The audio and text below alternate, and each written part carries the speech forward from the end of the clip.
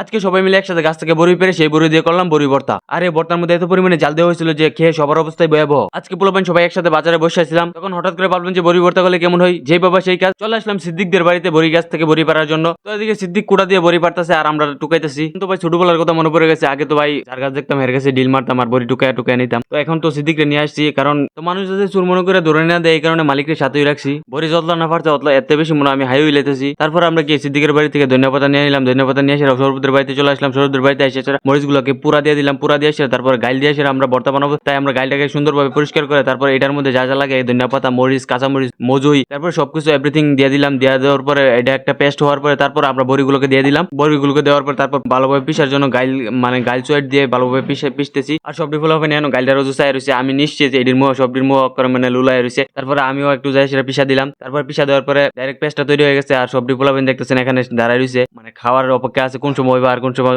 জাপায় পর খাইবো। পেস্ট তৈরি হয়ে গেছে, মানে ভর্তা তৈরি হয়ে গেছে। ভর্তা তৈরি হওয়ার পর আমরা চলে যেতেছি। এর মধ্যে আমি একটু গাইল থেকে একটু হালকা নিয়ে এসে টেস্ট করলাম, মানে স্বাদটা অসাধারণ হয়েছে, তবে একটু জাল হয়েছে। তারপরে দেখা যাক জালটা খাইয়া পোলাপানের কি অবস্থা রিয়াকশন হয়। তারপর ভর্তাগুলো বলের মধ্যে নিয়ে এসে আমরা চলে আসলাম মিনি স্টুডিয়ামে, মানে আমাদের স্টুডিয়ামে। তারপর আইসা পোলাপান তো খাওয়া শুরু করছে। দেন অবস্থা দেখতেই পারতেছেন, মানে হেক্টার চোখ দিয়ে সেরা চোখ মুখ লাল হয়ে গেছে আর চোখ দিয়ে সেরা পানি পড়তেছে। এরপরে পোলাপানের হাওয়ান বন্ধ নাই। ব্লগটা এখানে শেষ।